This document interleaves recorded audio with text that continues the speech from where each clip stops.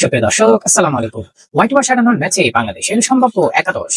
টানা 2 সিরিজ হারে বেশ বাজে সময় পার করছে বাংলাদেশ ক্রিকেট দল। প্রথমে আরব আমিরাতের বিপক্ষে সিরিজ হার, সবশেষ লাহোরে পাকিস্তানের বিপক্ষে সিরিজ হারের মুখে পড়েছে বাংলাদেশের টাইগাররা।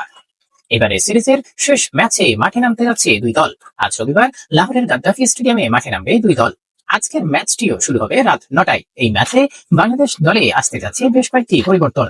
বিশেষ করে পেসার শরীফুল ইসলামের জায়গায় দেখা যাবে নতুন কাউকে। আগের ম্যাচে ইনজুরিতে পড়েছিলেন এই পেসার, তাই একটি পরিবর্তন আসছে নিশ্চিত। সম্ভাবনা বিবেচনায় একাদশে অতিরিক্ত স্পিনারও দেখা যেতে পারে। সেক্ষেত্রে তানভীর ইসলামের খেলার জোর সম্ভাবনা রয়েছে। দুই ম্যাচের অফ ফর্মের কারণে জায়গা হারাতে পারেন পারভেজ হোসেন ইমন। সেই জায়গায় নাজমুল হোসেন শান্তর অভিজ্ঞতা কাজে লাগাতে চাইবে টিম ম্যানেজমেন্ট। এছাড়া বাকি একাদশ অপরিবর্তিত থাকবে বলে ধারণা করা যাচ্ছে।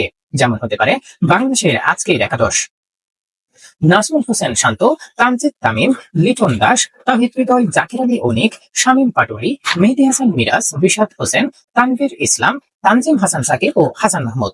সুপ্রিয় দর্শক, এই ধরনের মজার মজার খেলা সংবাদ পেতে আমাদের সঙ্গে থাকুন। ধন্যবাদ। আসসালামু আলাইকুম।